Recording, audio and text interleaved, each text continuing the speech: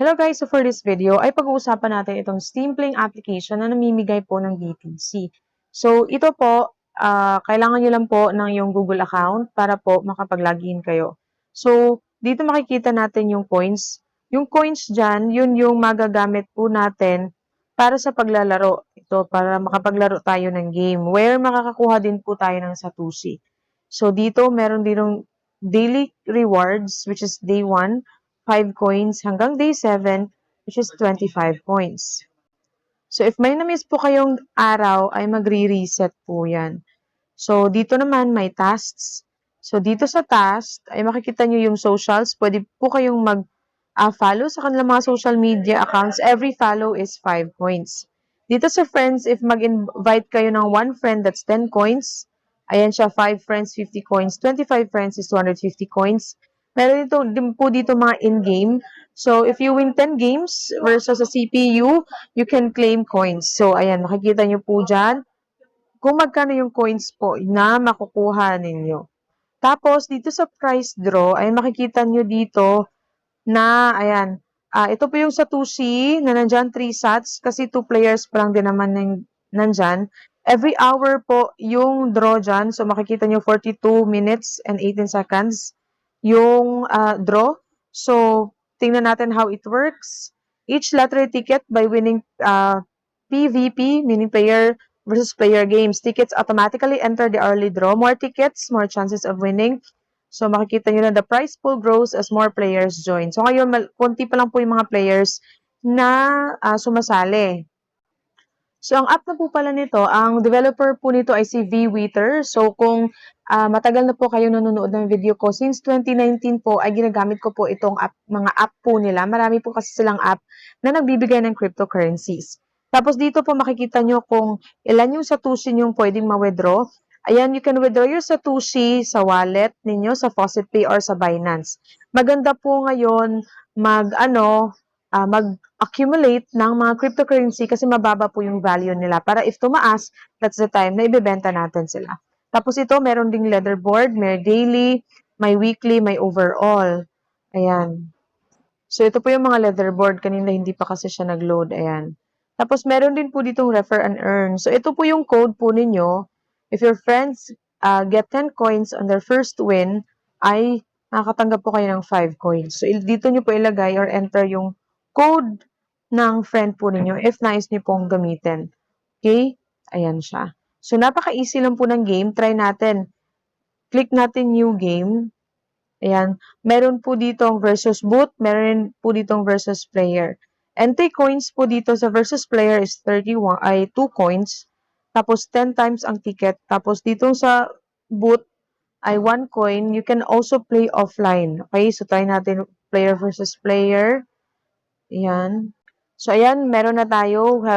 We're against a player. So, ang gagawin na po dito is, maglalagay lang po kayo ng mga cards. Dapat po horizontally or vertically. So, yung mga 10 yan. 10 po yung value niyan. Okay? So, try natin. Let's also put this. Tapos, you can actually drag it. So, dapat po, 21 po yung value. So, if that's 10, if I will put 18, hindi, I will put 6 and 5.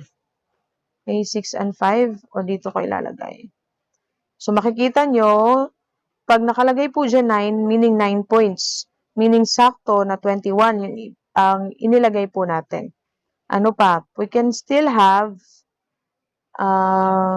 hindi pwede, no? Kasi if here, that's 11. Oh, that one and this one. I think. Wait lang. Oh, so dapat horizontal lang for now. Okay.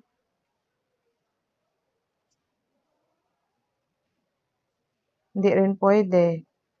Okay, try natin. Okay, try natin muna yan. Ayan. Kasi sa horizontal lang siya. Tapos click natin submit. Ayan. So, naglagay yung opponent natin pero wala po siyang points na nakuha. So, pataasan po ito ng points hanggang ma-fill out po yung block dyan. So, try natin. Hanap tayo kung ano yung pwede nating ilagay. Okay, so maglalagay ako ng 1 dyan. to make this one 21. Tapos, maglalagay din ako something here, a number to make this 21. So, that's ganyan. So, maglalagay ako dyan. So, that's, meron akong 12. So, makikita nyo, ito. 12 points, 9 points. So, bale, 30 points na po yan lahat.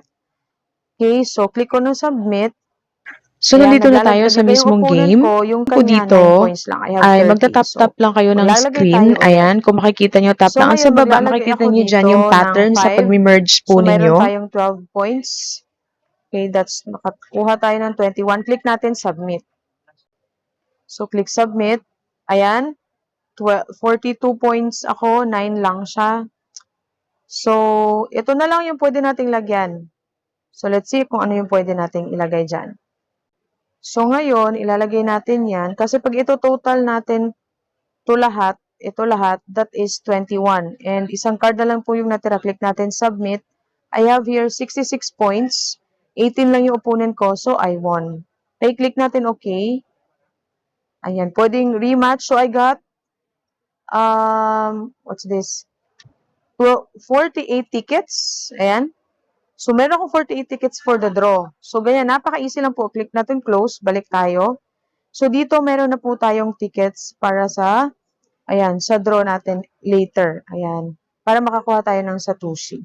So, makakakuha tayo ng Satoshi by playing games at dito po. Okay, dito sa leaderboard. So, mag-play tayo dito, makakuha tayo ng tickets. Dito tayo makakuha ng Satoshi na pwede po nating i-pay out. So, ganun lang po yung game. So, kung nais niyo pong i-try, ay ilalagay ko po yung link sa video description box. Ayan, at sure po ako na ang game na to ay legit na legit. So, thank you so much po for watching. Have a great day. God bless po sa inyong lahat.